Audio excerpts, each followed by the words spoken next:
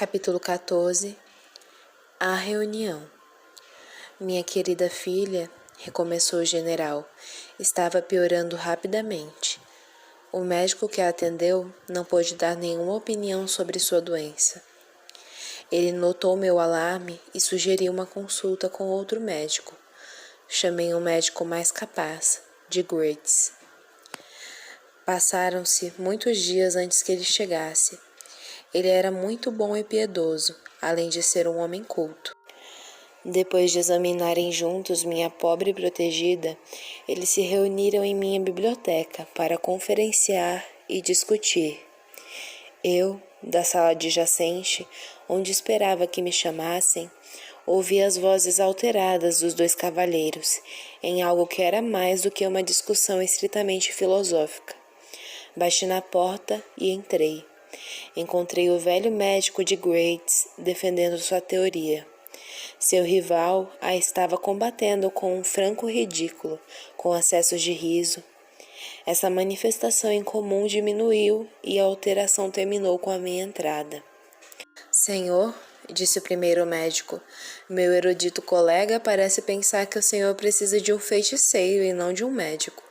Perdão, disse o velho médico de Grates ofendido.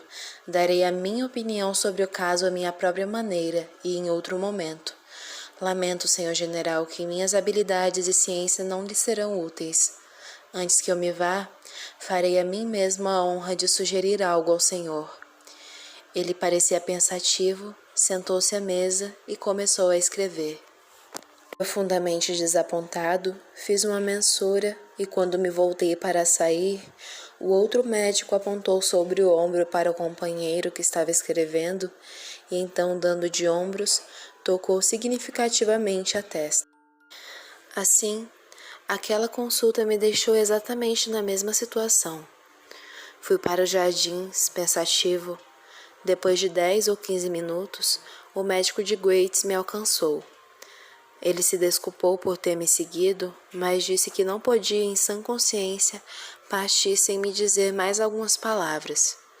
Ele me disse que não podia estar errado, que nenhuma doença natural exibia aqueles sintomas e que a morte estava muito próxima. Entretanto, ainda havia 1 ou talvez 2 dias de vida. Se o ataque fatal fosse impedido imediatamente com grande cuidado e habilidade, era possível que ela recuperasse as forças. Mas naquele momento, tudo estava às margens do irrevogável. Mas um ataque poderia extinguir o último lampejo de vitalidade da moça. Qual a natureza do ataque de que fala? Perguntei. Expliquei tudo nessa nota, que coloco em suas mãos, sob a condição de que mande buscar o sacerdote mais próximo, e abra minha carta em sua presença, e que de modo algum a leia até que ele esteja com você. Se não for assim, o Senhor a desprezaria, e trata-se de uma questão de vida ou morte. Se o sacerdote não vier, então poderá lê-la. Ele me perguntou, antes de finalmente partir, se eu gostaria de ver um homem conhecedor do assunto, e que depois que eu lesse a carta, provavelmente me interessaria mais do que os outros. Me incitou a visitá-lo e, com isso, partiu. O sacerdote estava ausente e li a carta sozinho. Em outro momento ou em outras condições, a teria achado ridícula. Mas em que bobagem não acreditamos para ter uma última chance, quando todos os meios comuns já falharam e a vida de alguém amado está em risco? Nada, vocês dirão, poderia ser mais absurdo do que a carta do erudito. Ela era monstruosa o bastante para fazê-lo ser internado em um hospício. Ele disse que a paciente estava sendo visitada por um vampiro. As perfurações que ela havia dito terem ocorrido perto da garganta eram, ele insistia, a inserção daqueles dentes longos, finos e afiados, que são peculiares, como todos sabem, aos vampiros. E não podia haver dúvidas, segundo ele, quanto à bem definida presença da pequena marca lívida que todos concordavam em descrever como sendo induzidas pelos lábios do demônio. e todos os sintomas descritos pela paciente estavam exatamente de acordo com aqueles registrados em todos os casos de visitações similares. Como eu mesmo era totalmente cético quanto à existência de portentos como vampiros, a teoria sobrenatural do bom doutor fornecia, em minha opinião, apenas outro exemplo de erudição e inteligência estranhamente associadas a algum tipo de alucinação. Portanto, eu estava tão miserável que, em vez de não tentar nada, obedeci às instruções da carta. Escondi-me no escuro no quarto de vestir que se abria para o quarto da minha pobre menina, onde uma vela queimava, e vigiei dali até que ela estivesse profundamente adormecida. Fiquei à porta, vigiando pela pequena abertura, com a espada sobre a mesa ao lado, como as instruções ordenavam, até que, um pouco menos de meia hora depois, vi um grande objeto negro, muito indefinido, arrastar-se, como me pareceu, até o pé da cama, e rapidamente se espalhar até a garganta da pobre moça, onde tornou-se em um instante uma grande massa palpitante.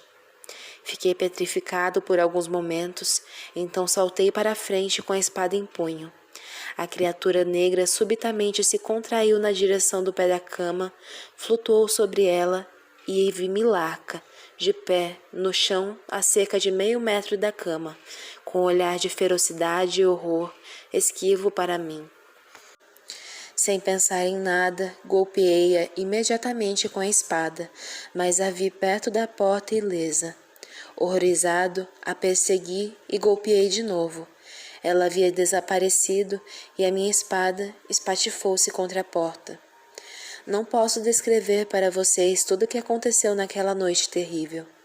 Todos na casa estavam acordados e agitados. O espectro de Milarca havia desaparecido, mas a sua vítima estava piorando rápido, e antes que o dia nascesse, morreu. O velho general estava agitado. Não falamos com ele. Meu pai afastou-se um pouco e começou a ler as inscrições nas lápides, e, ocupado com isso, foi até a porta de uma capela lateral para continuar suas pesquisas. O velho general apoiou-se contra a parede, secou os olhos e suspirou pesadamente. Fiquei aliviada ao ouvir as vozes de Madame e Camila, que estavam se aproximando. As vozes morreram na distância. Naquela solidão, tendo acabado de ouvir uma história tão estranha e conectada como era com os grandes e nobres falecidos, cujos túmulos estavam apodrecendo entre a poeira e era ao nosso redor, na qual cada incidente era tão horrivelmente semelhante ao meu próprio caso, tive um momento de horror que começou a tomar conta de mim. E meu coração se apertou quando pensei que minhas amigas não estavam, afinal, prestes a entrar e perturbar aquela cena triste e sinistra. Os olhos do velho general estavam fixos no solo, enquanto ele se inclinava com as mãos sobre a base de uma lápide destroçada. Sobre um arco estreito, encimado por uma das gárgulas demoníacas, cuja aparência cínica e horrenda os antigos góticos gostavam tanto, vi com alegria surgirem na capela escura o lindo rosto e a figura de Camila. A senti sorrindo em resposta ao seu sorriso particularmente atraente, e estava prestes a me levantar e saudá-la, quando com um grito, o velho ao meu lado pegou o machado de lenhador e avançou. Ao vê-lo, ela sofreu uma mudança brutal. Foi uma transformação horrível e instantânea, no mesmo momento em que ela deu um passo para trás. Antes que eu pudesse gritar, ele a golpeou com toda a força, mas ela mergulhou sobre seu golpe e, ilesa, segurou-o com a pequena mão pelo pulso. Ele lutou por um momento para se libertar, mas sua mão se abriu e o machado caiu e a moça desapareceu. Ele cambaleou contra o muro, seu cabelo cinzento estava em pé e seu rosto brilhava, como se estivesse a ponto de morrer. A cena terrível durou apenas um instante. A primeira coisa que me lembro depois daquilo é de Madame de pé à minha frente e repetindo impacientemente a pergunta: onde está Mademoiselle Camila? Não sei, não posso dizer, ela foi para lá, e apontei para a porta pela qual Madame havia acabado de entrar. Faz apenas 1 ou 2 minutos. Mas estive de pé aqui na passagem desde que Mademoiselle Camila entrou e ela não voltou.